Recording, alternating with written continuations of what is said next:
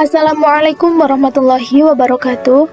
Perkenalkan, kami dari kelompok 3 yang beranggotakan saya sendiri Putri Riza Aprilia dengan NIM 2006031101017 dengan rekan saya Kencono Wungu dengan NIM 2006031101074. Kami di sini akan menjelaskan tentang sumber-sumber dan dalil fikih yang mukhtalaf dengan dosen pengampu Bapak Kifa Aha Putra MPDI. Pengertian sumber dan dalil yang mukhtalaf. Sumber hukum mukhtalaf yaitu sumber hukum setelah Al-Quran, hadis, dan ijma ulama yang kehujahannya masih diperdebatkan atau diperselisihkan antara sah atau tidak. Ada yang setuju, ada yang tidak. 7 macam hukum mukhtalaf. Yang pertama yaitu istihsan. Kedua, maslahatul mursalah. Yang ketiga, urf. Yang keempat, istishab. Yang kelima, sadud dzara'i. Yang keenam, syar'u mangqablana. Dan yang terakhir yaitu qaul sahabi. Yang pertama, istihsan. Istihsan adalah berpindahnya seorang mujtahid dari qiyas jali, qiyas yang jelas, pada qiyas khafi, qiyas yang umum, atau dari hukum kulli, hukum umum, pada hukum pengecualian dengan menggunakan dalil yang menguatkan. Istihsan ini menggunakan dasar dari dalil فَمَا رَأَى الْمُسْلِمُونَ حَسَنًا فَهُوَ عَنْهُ اللَّهِ حَسَنٌ. Apa yang dipandang kaum muslimin sebagai sesuatu yang baik, maka ia di sisi Allah adalah baik. Hadis riwayat Ahmad. Contoh kasus istihsan yaitu sisa makanan burung buas seperti burung elang adalah suci dan halal diminum. Padahal dalam qiyas jali, sisa minum binatang buas seperti anjing, burung elang itu diharamkan karena minuman tersebut telah bercampur dengan air liur hewan tersebut dan mulutnya dikiaskan dengan daging yang hukumnya haram, sehingga air liur binatang buas juga hukumnya haram. Sedangkan menurut qiyas khafi, mulut binatang buas dengan paruh burung itu berbeda. Paruh terdiri atas tulang dan zat tanduk, tidak ada daging. Oleh karena itu tidak najis. Dalam kasus ini, qiyas khafi dikuatkan. Yang kedua yaitu maslahatul mursalah. Pengertian maslahatul mursalah secara istilah adalah adanya manfaat yang tidak disinggung oleh nas, Al-Quran dan hadis untuk diperintahkan atau dilarang atas dasar memelihara kemaslahatan. Contoh kasus maslahatul mursalah yaitu adanya larangan pernikahan dini dalam Undang-Undang Dasar 1945.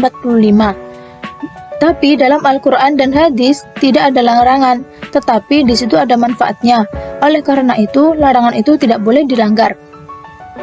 Lalu, diwajibkannya membuat buku nikah, padahal dalam Al-Quran dan hadis tidak diwajibkan adanya buku nikah pada saat menikah. Tapi itu untuk kemaslahatan masyarakat, maka perlu dan wajib dilakukan. Sumber hukum mukhtalaf berikutnya berupa araf. Di kalangan masyarakat, araf disebut dengan adat. Araf secara istilah adalah mata arafahun nas wasaru alaih min qaulin au fi'lin au tarkin wa yusammal adah. Artinya, sesuatu yang dikenal oleh manusia dan manusia biasa melakukan hal tersebut, baik berupa perkataan, perbuatan, atau sikap meninggalkan sesuatu. Disebut juga adat kebiasaan. Macam-macam araf ada 6. Pertama, araf qauli, yaitu kebiasaan dalam menggunakan kata-kata atau ucapan. Kedua, araf fi'il, yaitu kebiasaan pada perbuatan. Ketiga, araf umum, yaitu kebiasaan yang berlaku dimanapun. Keempat, araf khusus, yaitu kebiasaan yang dilakukan sekelompok orang di daerah tertentu pada waktu tertentu. Kelima, araf sahih, yaitu kebiasaan yang tidak bertentangan dengan Al-Quran dan hadis. Keenam, araf fasid, yaitu kebiasaan yang melanggar syarak. Contoh, saat pertunangan pihak laki-laki memberikan perhiasan atau hadiah kepada pihak wanita yang tidak dihitung sebagai mas kawin. Itu termasuk araf sahih dan boleh dilakukan karena itu tidak melanggar Al-Quran dan hadis. dan kebiasaan menganggukkan kepala sebagai tanda persetujuan dan menggelengkan kepala sebagai tanda penolakan itu merupakan contoh aruf umum karena itu tradisi atau kebiasaan yang berlaku di mana-mana. Sumber hukum muhtalaq berikutnya yaitu berupa istishab. Istishab yaitu menjadikan ketetapan hukum di masa lampau dan dijadikan hukum di masa sekarang, kecuali ada pengetahuan yang merubahnya.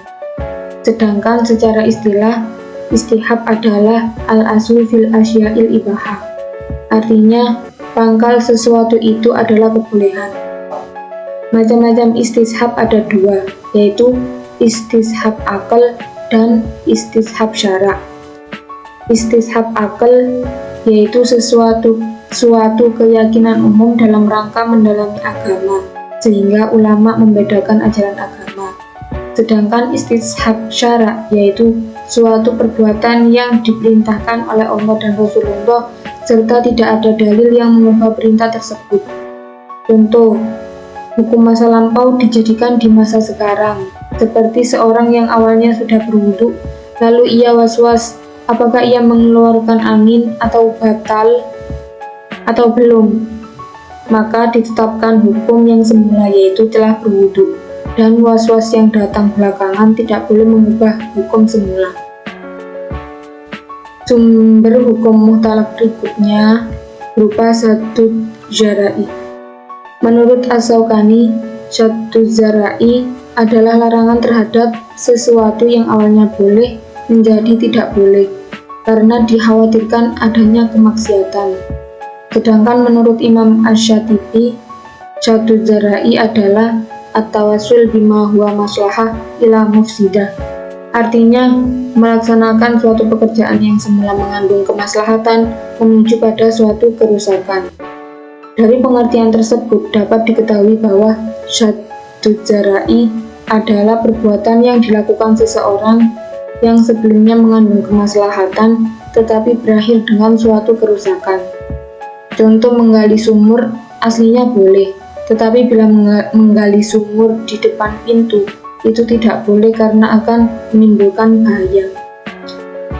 Sumber hukum muhtalaq berikutnya berupa syar'u man qablana, yaitu hukum-hukum yang telah disyariatkan Allah kepada umat-umat sebelum kita yang diturunkan melalui para nabi dan rasul untuk disampaikan kepada seluruh masyarakat pada waktu itu, atau bisa disebut dengan syariat umat sebelum nabi yang dibenarkan dalam Al-Quran dan hadis, seperti contoh firman Allah Subhanahu wa Ta'ala dalam surat Al-Baqarah ayat 184. Ya ayyuhalladzina amanu kutiba alaikumusyamu kama kutiba alal ladzina min qablikum la'allakum tattaqun.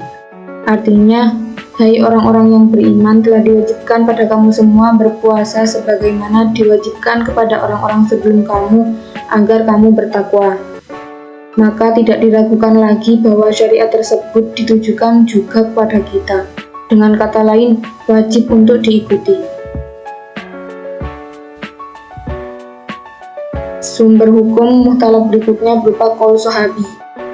Adalah fatwa sahabat yang tidak ditentang oleh sahabat yang lain terkait dengan masalah hukum tertentu dan tidak ada dalam nas. Definisi lain mengungkapkan yang dimaksud qaul sahabi adalah inna raddu biqauli sahabi huwa muzahibah fil mas'alatil ijtihadiyah. Artinya, yang dimaksud dengan mazhab as-sahabi ialah pendapat-pendapat para sahabat dalam masalah-masalah ijtihad. Sahabat dianggap sebagai hujjah bagi umat Islam, terutama dalam hal-hal yang tidak bisa dijangkau akal. Karena pendapat mereka bersumber langsung dari Rasulullah Shallallahu Alaihi Wasallam, seperti ucapan Aisyah, tidaklah terdiam kandungan itu dalam perut ibunya lebih dari 2 tahun, menurut kadar ukuran yang dapat mengubah bayangan alat tawar. Keterangan di atas tidaklah sah untuk dijadikan lapangan ijtihad dan pendapat. Namun karena sumbernya benar-benar dari Rasulullah Shallallahu Alaihi Wasallam, maka dianggap sebagai sunnah meskipun pada zahirnya merupakan ucapan sahabat. Sekian presentasi dari kelompok kami, kurang lebihnya mohon maaf yang sebesar-besarnya. Terima kasih.